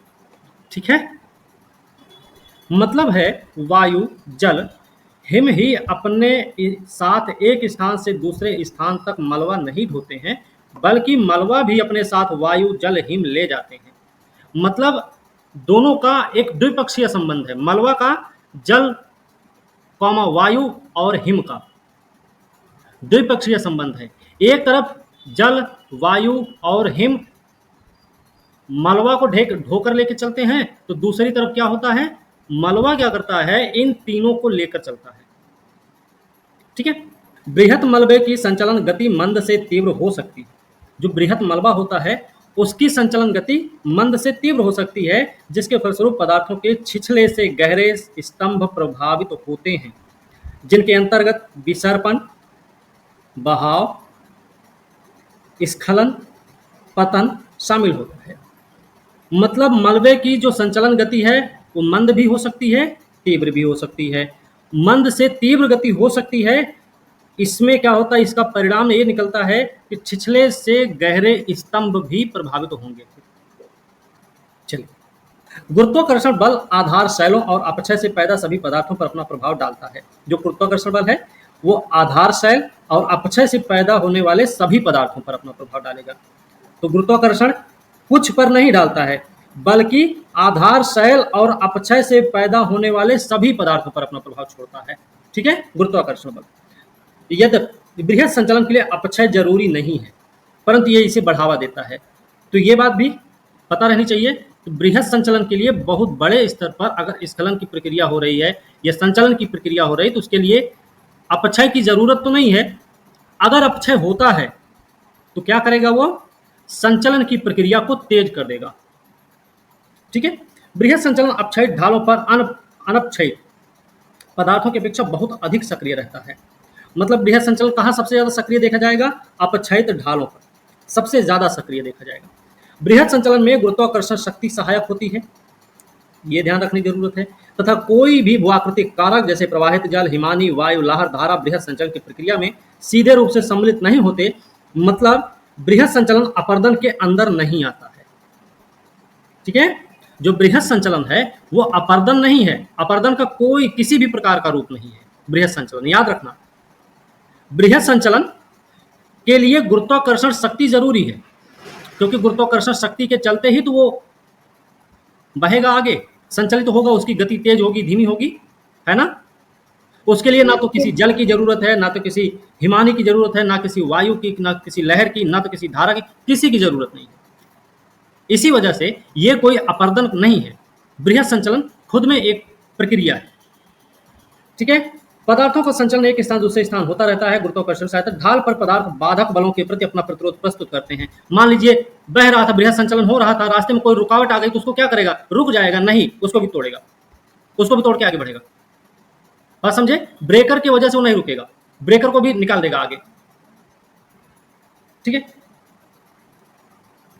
बलों के बाधक बलों पर अपना प्रतिरोध प्रस्तुत करते हैं और तभी असफल होते हैं जब बल पदार्थों के अपरूपण प्रतिरोध से महानतर होते हैं। ठीक है, असंबद्ध कमजोर पदार्थ, छिछले संस्तर वाले शैल, भ्रंश, तीव्रता झुके हुए संस्तर, खड़े भृगु, तीव्र ढाल, पर्याप्त वर्षा, मूसलाधार वर्षा, वनस्पति का भाव बृहत संचलन में सहायक है।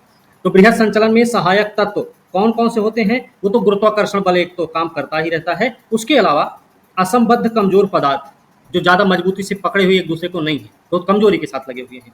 छिछले संस्तर वाली शैलें, भ्रंश, तीव्रता से झुके हुए संस्तर, तीव्र ढाल, है ना, खड़े भृगु या तीव्र ढाल जिसको बोलते हैं यहाँ पे, पर्याप्त वर्षा, मूसलाधार वर्षा, वनस्पति का अभाव, ये इसके सहायक तत्व हैं। बृहत संचलन की सक्रियता के कई कारक होते हैं, बृहत संचलन की सक्रियता के कई कारक होते हैं, जैसे कौन कौन से हैं, प्राकृतिक और कृत्रिम साधनों द्वारा ऊपर के पदार्थों के टिकने के आधार का हटाना, पहला। दूसरा है ढालों की प्रवणता, ऊंचाई में वृद्धि। तीसरा, पदार्थों के प्राकृतिक अथवा कृत्रिम भराव के कारण उत्पन्न अतिभार। चौथा, अत्यधिक वर्षा, संतृप्ति, ढाल के पदार्थों के स्नेहन द्वारा उत्पन्न अतिभार। उसके अलावा मूल ढाल की सतह पर से पदार्थ या भार का हटना, ये भी सहायक है। भूकंप आना भी सहायक है। ठीक है, विस्फोट या मशीनों का कंपन भी, अत्यधिक प्राकृतिक रिसाव, झील, जलाशय, नदियों से भारी मात्रा में जल निष्कासन और परिणाम स्वरूप ढालों या नदी तटों के नीचे से जल का मंद गति से बहना भी, प्राकृतिक वनस्पति का अंधाधुंध विनाश, ये सारे कारण हैं किसके लिए, बृहत संचलन की सक्रियता में जो सक्रियता के जो कारक होते हैं, मतलब सक्रियता में अपनी भूमिका निभाते हैं, महत्वपूर्ण भूमिका निभाते हैं, वो ये सारे हैं। ठीक है ना। संचलन के निम्न तीन रूप, संचलन के तीन रूप कौन कौन से हैं, तीन रूप देखेंगे तो एक होगा अनुप्रस्थ विस्थापन, तुषार वृद्धि या अन्य कारणों से मृदा का अनुप्रस्थ विस्थापन हो जाता है। एक है प्रवाह, दूसरा है स्खलन, ये तीन होते हैं। यहां पर बात करेंगे भूस्खलन, लैंडस्लाइड्स। भूस्खलन अपेक्षाकृत तीव्र और अवगम्य संचलन है। भूस्खलन क्या होता है, जो बृहत संचलन है उसकी अपेक्षा देखी जाए तो ये तीव्र भी होता है और अवगम्य भी होता है। इसमें स्खलित होने वाले पदार्थ अपेक्षाकृत शुष्क होते हैं। जो भूस्खलन होता है उसमें जो स्खलित पदार्थ होते हैं वो कैसे होते हैं, अपेक्षितया शुष्क होते हैं बृहत संचलन के मामले में। असंलग्न बृहत का आकार और आकृति, शैल में अनिरंतरता की प्रकृति, क्षरण का अंश, ढाल की ज्यामिति पर निर्भर करते हैं। इनकी निर्भरता किस पर है, तो एक तो असंलग्न बृहत आकार, आकृति भी, जो शैलों में अनिरंतरता की प्रकृति पाई जाती, क्षरण का अंश और ढाल की ज्यामिति।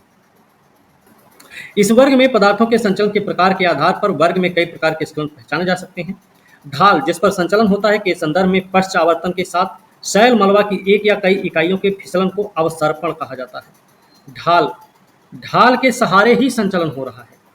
इसके बारे में बात करें, जो पश्च आवर्तन मतलब रोटेशन के साथ साथ शैल मलबा की एक या कई इकाइयों का जो फिसलन होता है उसको हम अवसर्पण बोलते हैं। पश्च आवर्तन या रोटेशन के साथ साथ शैल मलबा की एक या कई इकाइयों के फिसलन को ही अवसर्पण कहा जाता है। पृथ्वी के पिंड के पश्चावर्तन के बिना मलबा का तीव्र लोटन या रोलिंग या स्खलन मलबा स्खलन कहलाएगा। ठीक है ना, तो फिसलन अवसर्पण था। अब यहाँ पे मलबा स्खलन क्या हुआ, मलबा स्खलन मतलब है यहाँ तो पश्च आवर्तन के साथ जो कुछ घटना घट रही है, शैल मलबा की एक इकाई, एक या कई सारी इकाइयां मिलकर जब फिसल रही होती है तो वो तो अवसर्पण हो गया।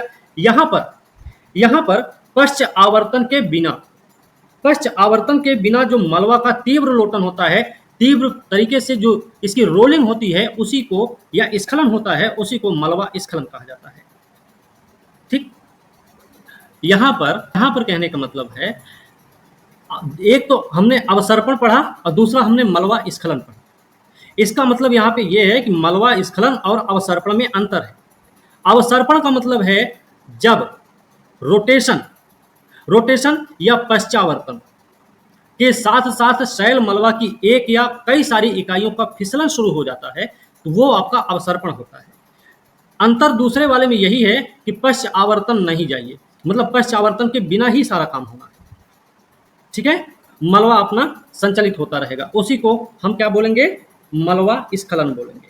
ये सर पश्चावर्तन नहीं समझ मिल रहा है सर। पश्चावर्तन, मलबा स्खलन में खड़े या प्रलंबी फलक से मिट्टी मलबा का प्रायः स्वतंत्र पतन होता है।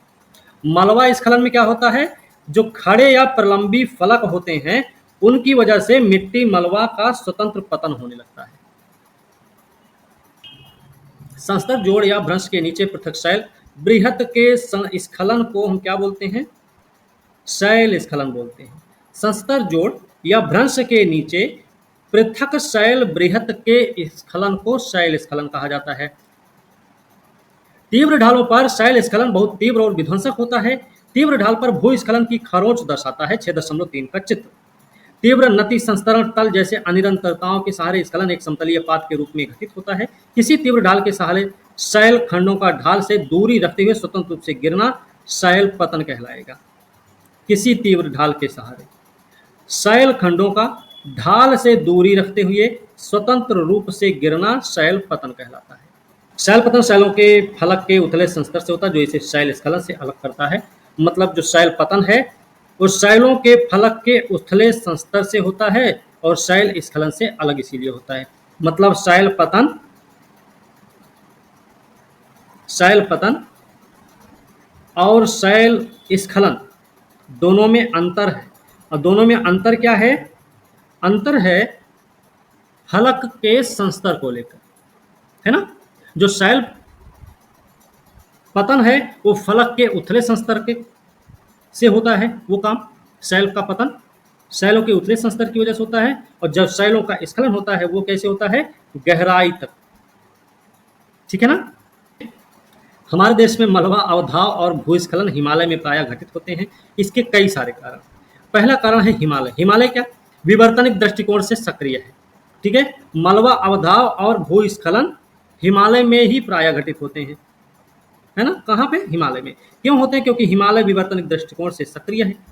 अधिकांशतः परतदार शैल असंगठित अर्धसंगठित पदार्थों से बना हुआ है हिमालय हमारा। इस वजह से इसकी ढाल मध्यम नहीं बल्कि तीव्र है। इस वजह से हिमालय की तुलना में आप तमिलनाडु बात करें, हिमालय की तुलना में तमिलनाडु, कर्नाटक, केरल की सीमा बनाता हुआ नीलगिरी पश्चिमी तट के किनारे पश्चिमी घाट अपेक्षाकृत विवर्तन की दृष्टि से अधिक स्थायी हैं, बहुत कठोर शैलों से निर्मित हैं।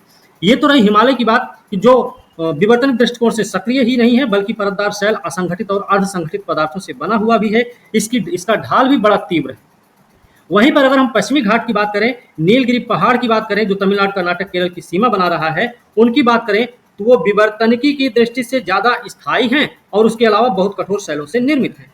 लेकिन अब भी इन पहाड़ियों में मलबा अवधाव भूस्खलन होते रहते हैं। कहाँ पर, अपने पश्चिमी घाट और नीलगिरी क्षेत्र में मलबा अवधाव होता ही रहता है। ठीक है, ये तब उनकी बारंबारता उतनी नहीं है। मतलब मलबा अवधाव हिमालय में भी हो रहा है, नीलगिरी पश्चिमी घाट में भी हो रहा है। लेकिन अगर हम बारंबारता की बात करें तो बारंबारता के मामले में हिमालय आगे है। बात समझे ना। ठीक है, ये तब उनकी बारंबारता उतनी है जितनी हिमालय में, क्योंकि पश्चिमी घाट नीलगिरी में ढाल कैसे हैं भाई, पश्चिमी घाट और नीलगिरी में जो ढाल हैं, नीलगिरी में मलबा अवधाव या स्खलन की जो प्रक्रिया है वो इतनी, उसकी बारंबारता हिमालय की अपेक्षा कम है। उसका कारण है पश्चिमी घाट नीलगिरी में ढाल जो है खड़े भृगु कगार के साथ तीव्रतर है। तापक्रम में परिवर्तन ताप परिसर के कारण यांत्रिक अपक्षय सुस्पष्ट होता है। वहां लघु अवधि में अधिक वर्षा होती है, अतः इन स्थानों में भूस्खलन मलबा अवधाव के साथ प्राय सीधे शैल पतन होता है। ठीक है ना, ये हमें याद रखना है। अपर्दन के अंतर्गत शैलों के मलबे की अवाप्ति और उनके परिवहन को सम्मिलित किया जाता है। मतलब अपर्दन में किसको किसको शामिल किया जाता है, क्वेश्चन, और उसका परिवहन, मतलब अवाप्ति और उसका परिवहन। पिंडाकार शैलें जब अपक्षय अन्य क्रियाओं के कारण छोटे छोटे टुकड़ों में टूटती हैं तो अपर्दन के भू आकृतिक कारक प्रवाहित जल, भौम जल, हिमानी, वायु, लहर, धारा उनको एक स्थान से दूसरे स्थान हटाकर ले जाते हैं, जो कि इन कारकों के गत्यात्मक स्वरूप पर निर्भर करते हैं। जो अपर्दन है वो क्या होता है, जब पिंडाकार शैलों का अपक्षय होता है ना, अपक्षय हो जाए या किसी और भी प्रक्रिया के कारण उनका टूट फूट हो जाता है, तो वो क्या करते हैं, अपर्दन के जो भू आकृतिक कारक होते हैं, बहता जल है, हवा है ना, हवा है, भौम जल, हिमानी है, ये सारी चीजें हैं, लहरें हैं, धाराएं हैं, उन्हें एक स्थान से उठाकर दूसरी जगह पर ले जाती हैं, उसी को हम क्या बोलते हैं, अपर्दन कहते हैं। ठीक है। और ये जो आपके हैं प्रवाहित जल, भौम जल, हिमानी, वायु, लहर, धारा है, ये सब क्या है, ये सब गत्यात्मक स्वरूप वाले हैं, है ना। भू आकृतिक कारकों द्वारा परिवहन किया जाने वाले चट्टानी मलबे द्वारा अपघर्षण भी अपर्दन में पर्याप्त योगदान देता है। अपर्दन द्वारा उच्चावचन का निम्नीकरण होता है, मतलब भू दृश्य विघर्षित होता है, घर्षित होते हैं।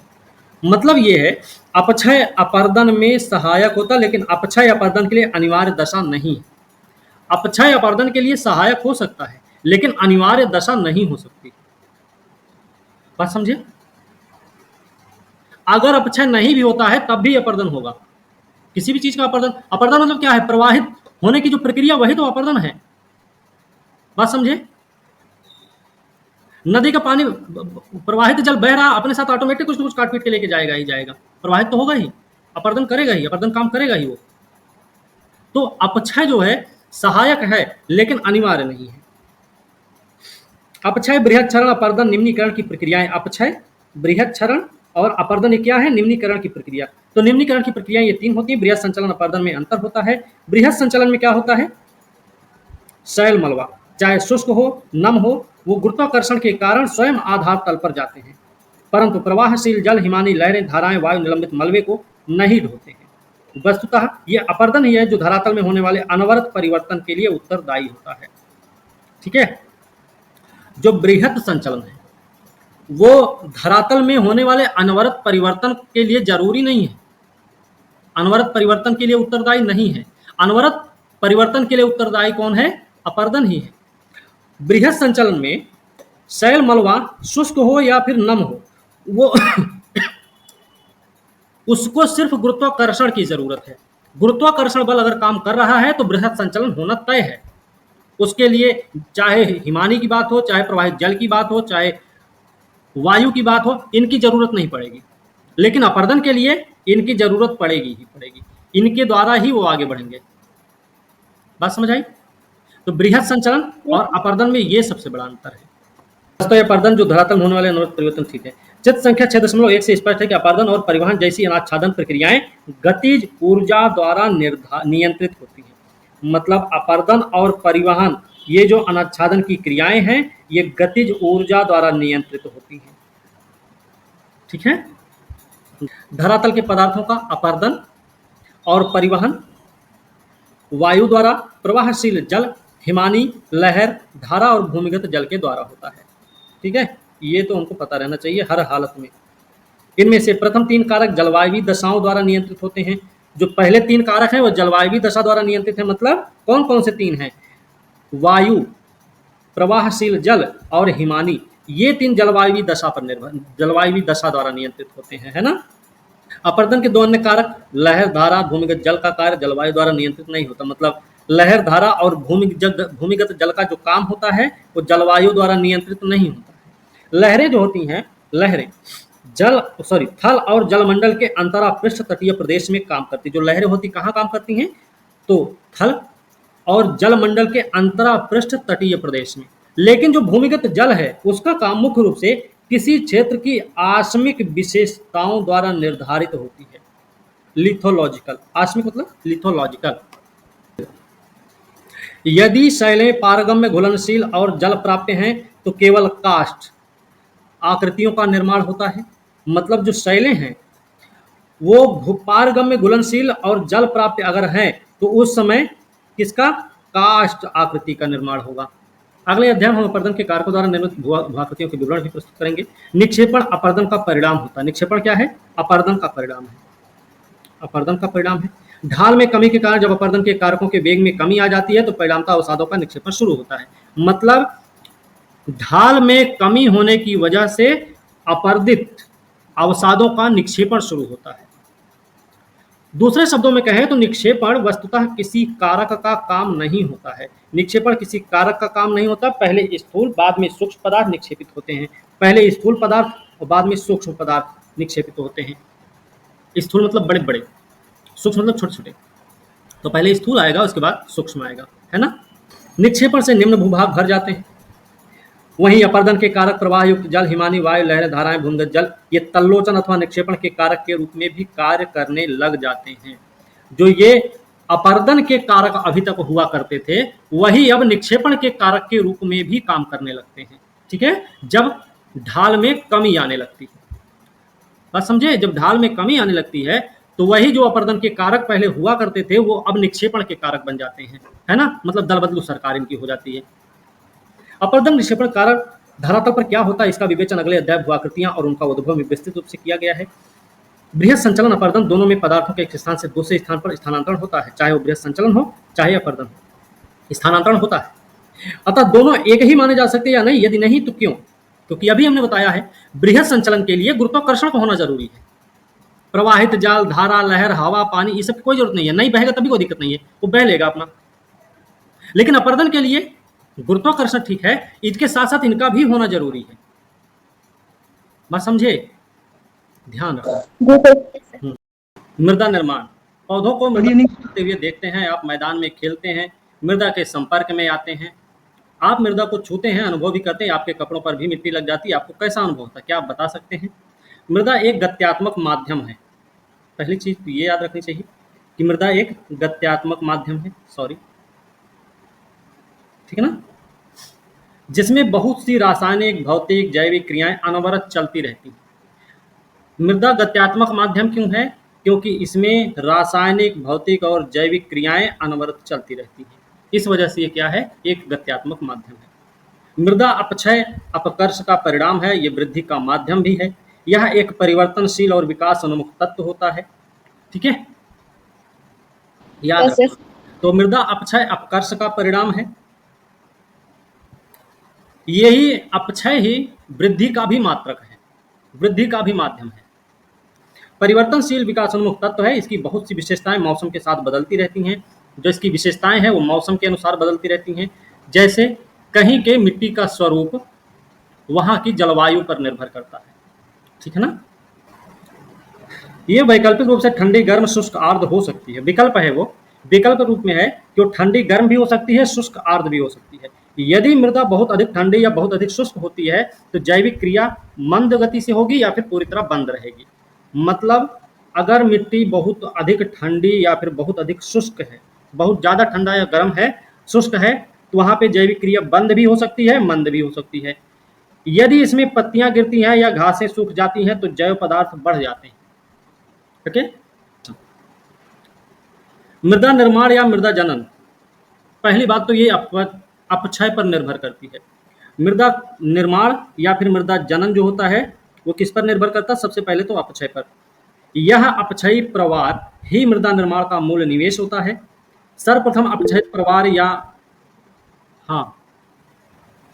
अपक्षयित प्रवार या लाए गए पदार्थों के निक्षेप बैक्टीरिया, अन्य कृष्ण पौधे जैसे काई, लाइकेन द्वारा उपनिवेशित किए जाते हैं। जो अपक्षयित प्रवार होते हैं, जो अपक्षयित पदार्थ होते हैं या जो लाए गए पदार्थों के निक्षेप हैं, तो बैक्टीरिया या फिर जो पौधे हैं जैसे काई, लाइकेन हैं, उनके द्वारा उपनिवेशित किए जाते हैं। प्रवार और निक्षेप के अंदर कई गौड़ जीव भी आश्रय प्राप्त कर लेते हैं।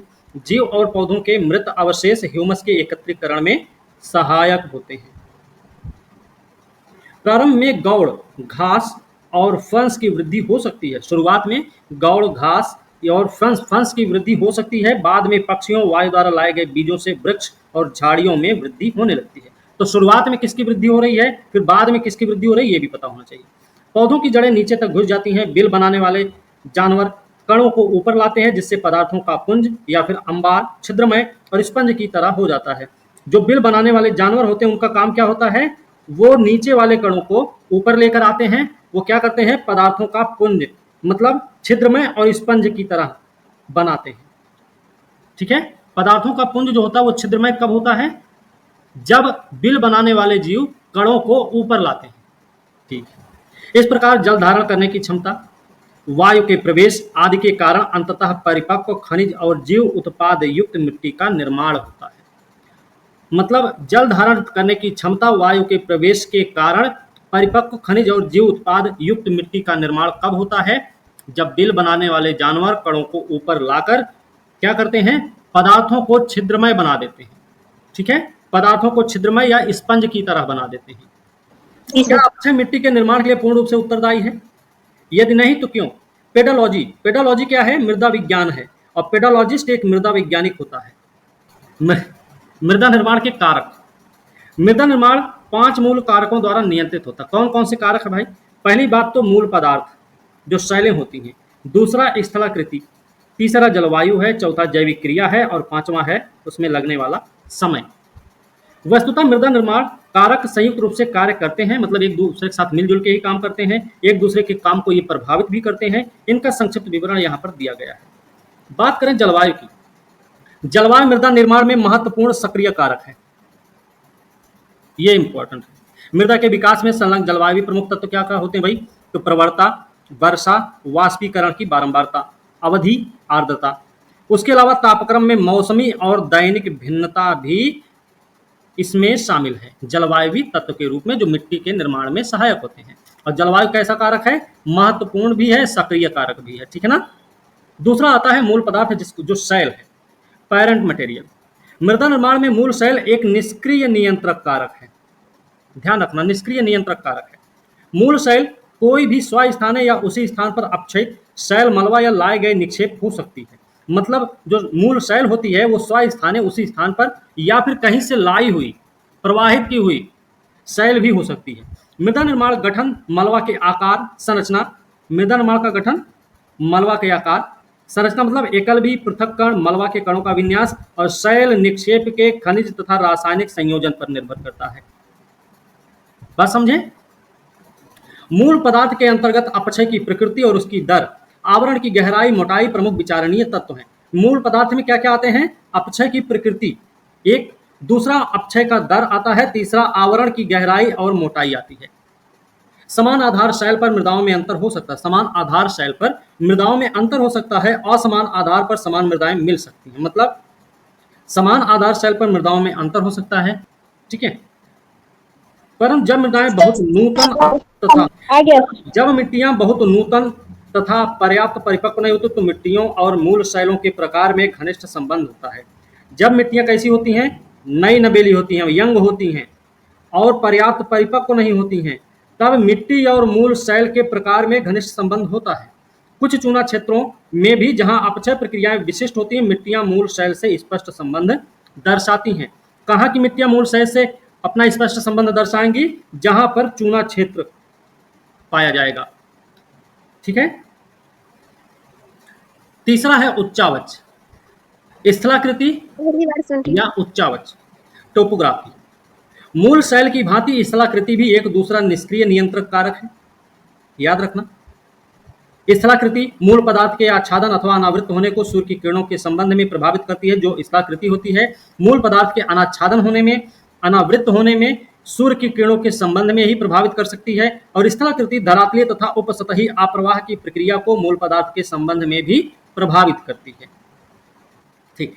तीव्र ढालों पर मृदा छिछली, सपाट, उच्च क्षेत्रों में गहरी, मोटी होती है। तीव्र ढालों पर मिट्टी कैसी होती है? छिछली होती है। सपाट उच्च क्षेत्रों में मिट्टी गहरी या मोटी होती है।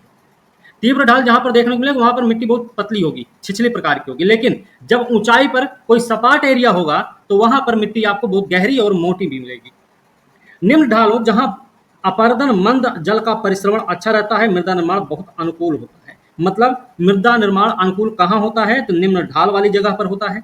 जहां निम्न ढाल मतलब जहां पर अपर्दन मंद रहेगा और साथ ही साथ जल का परिश्रवण भी अच्छा होगा, वहां पर मृदा निर्माण बहुत अनुकूल होता है। सपाट समतल क्षेत्रों में चीका मिट्टी के मोटे स्तर का विकास हो सकता है।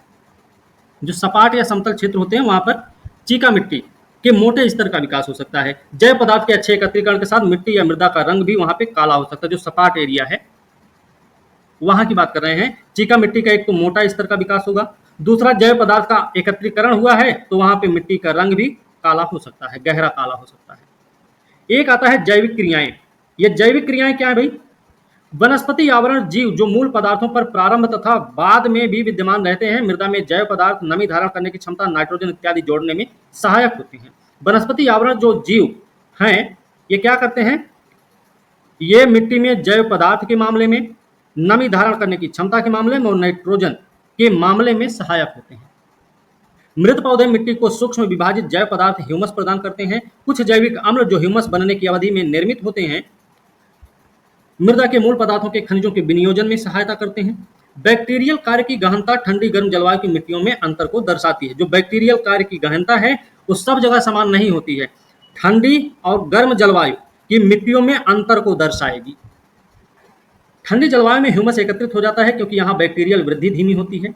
उप आर्कटिक और टुंड्रा जलवायु निम्न बैक्टीरियल क्रियाओं के कारण अवियोजित जैविक पदार्थों के साथ पीट के संस्तर विकसित हो जाते हैं। आर्द्र उष्ण भूमध्यरेखीय जलवायु में बैक्टीरियल वृद्धि क्रियाएं सघन होती हैं। आर्द्र क्षेत्र में उष्ण भूमध्यरेखीय जलवायु में बैक्टीरियल वृद्धि और क्रियाएं सघन होती हैं तथा मृत वनस्पति शीघ्रता से ऑक्सीकृत हो जाता है, जिससे मृदा में ह्यूमस की मात्रा बहुत कम रह जाती है। बैक्टीरिया और मृदा के जीव हवा से गैसीय नाइट्रोजन, बैक्टीरिया जो मृदा के जीव होते हैं हवा से गैसीय नाइट्रोजन प्राप्त कर उसे रासायनिक रूप में परिवर्तित कर देते हैं, जिसका पौधों द्वारा उपयोग किया जा सकता है। इस प्रक्रिया को नाइट्रोजन निर्धारण, नाइट्रोजन फिक्सेशन बोलते हैं। राइजोबियम एक प्रकार का बैक्टीरिया जंतु वाले पौधों की जड़ ग्रंथिका में रहता है तथा मेजबान जो होस्ट पौधों के लिए लाभकारी नाइट्रोजन निर्धारित करता है। चींटी, दीमक, केंचुए, कृंतक इत्यादि कीटों का महत्व अभियांत्रिकी सा होता है, परंतु मृदा निर्माण में महत्वपूर्ण होते हैं। मतलब जो ये चींटी, दीमक, केंचुए, कृंतक ये सब हैं, इनका महत्व अभियांत्रिकी जैसा होता है, मैकेनिकल जैसा होता है, लेकिन मृदा निर्माण में ये महत्वपूर्ण होते हैं। और क्यों महत्वपूर्ण होते हैं ये सब? क्योंकि वो मृदा को बार बार ऊपर नीचे करते रहते हैं। होता है केंचुए क्या करते हैं? मिट्टी को खाते हैं। उनके शरीर से निकलने वाली मिट्टी का गठन रसायन भी परिवर्तित हो जाता है। ठीक है, अब आता है टाइम। टाइम क्या है? मृदा निर्माण में कालावधि तीसरा महत्वपूर्ण कारक है। मृदा निर्माण प्रक्रिया के प्रचलन में लगने वाले काल, मृदा निर्माण प्रक्रियाओं के प्रचलन में लगने वाले समय की अवधि मृदा की परिपक्वता, उसके पार्श्विका का विकास निर्धारण करती है। मतलब मिट्टी निर्माण में लगने वाला समय होता है वो क्या करता है? मिट्टी की परिपक्वता को निर्धारित करता है। उसके साथ साथ उसकी पार्श्विका, उसका प्रोफाइल कि मिट्टी कौन सी होगी ये, ठीक है, कितनी उर्वरता होगी इसमें, ये भी निर्धारित करता है। यही इसमें इसके निर्माण में लगने वाला समय थी। एक मृदा तभी परिपक्व होती है जब मृदा निर्माण की सभी प्रक्रियाएं लंबे काल तक पार्श्विका विकास करते हुए कार्यरत रहती हैं। थोड़े समय पहले निक्षेपित जलोढ़ मिट्टी या हिमानी टिल से विकसित मृदाएं तरुण या युवा मानी जाती हैं, उनमें संस्तर का अभाव होता है। तो ये हमें एक चीज याद रखना है, जो तरुण अथवा युवा मिट्टियां होती हैं उनमें संस्तर का अभाव होता है अथवा कम विकसित संस्तर मिलता है। संपूर्ण परिप्रेक्ष्य में मिट्टी के विकास या उसकी परिपक्वता के लिए कोई विशिष्ट कालावधि नहीं है। ये एक चीज हमको याद रखना चाहिए कि उसकी परिपक्वता के लिए कोई विशिष्ट कालावधि नहीं है उसके विकास के लिए। क्या मृदा निर्माण प्रक्रिया मृदा निर्माण नियंत्रक कारकों को अलग करना आवश्यक है? मृदा निर्माण प्रक्रिया में कालावधि, स्थलाकृति, मूल पदार्थ निष्क्रिय नियंत्रक कारक क्यों माने जाते हैं? कालावधि, स्थलाकृति और मूल पदार्थ निष्क्रिय नियंत्रक कारक हैं। निष्क्रिय नियंत्रक कारक कालावधि भी है, लेकिन ये तीसरा महत्वपूर्ण कारक है फिर भी। ठीक है।